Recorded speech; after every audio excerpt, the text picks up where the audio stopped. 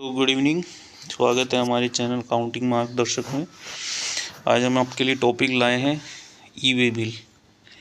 क्या आपका माल बार बार रास्ते में रोका जाता है? क्या आपको ई वे बिल से जुड़े नियमों की पूरी जानकारी?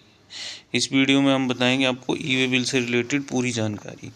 ई वे बिल क्या होता है, हम बहुत ही सिंपल हिंदी इंग्लिश लैंग्वेज में अपने नोट्स देते हैं आप लोगों को।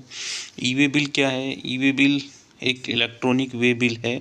जब हम गुड्स की मूवमेंट करते हैं एक स्थान से दूसरे स्थान तक, तब हमें उसकी जानकारी जीएसटी डिपार्टमेंट को देनी होती है कि हम अपना माल यहाँ से यहाँ पर भेज रहे हैं।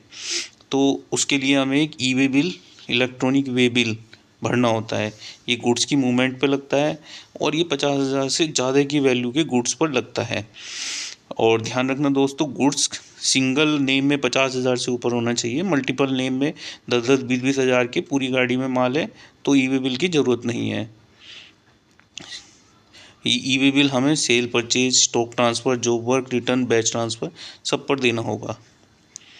ई वे बिल को 3 लोग जनरेट कर सकते हैं, सप्लायर, रिसिपिएंट और ट्रांसपोर्टर। तीनों के ई वे बिल पर रजिस्ट्रेशन हो सकता है।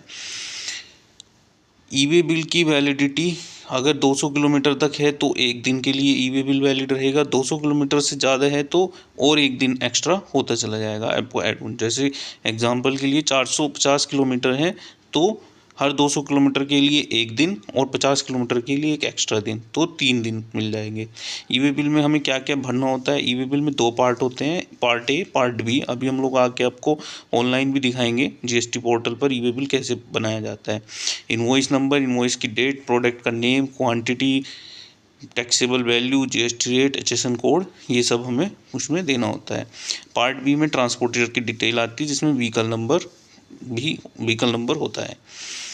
ई वे बिल कैसे जनरेट करते हैं? ई वे बिल gst.gov.in की साइट पर होता है। वहाँ पर आपको अपने जीएसटी नंबर डालकर रजिस्ट्रेशन करना होता है।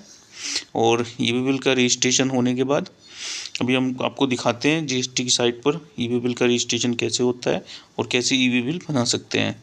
इसके लिए हम इस वेबसाइट पर आ जाएंगे, ई वे बिल जीएसटी, यहाँ पर लॉगिन में जाएंगे और यहाँ पर हम अगर हमारा अकाउंट नहीं बना हुआ है तो हम न्यू रजिस्ट्रेशन कर सकते हैं, या फिर अगर अकाउंट बना हुआ है तो लॉगिन करके हम ई वे बिल जनरेट कर सकते हैं।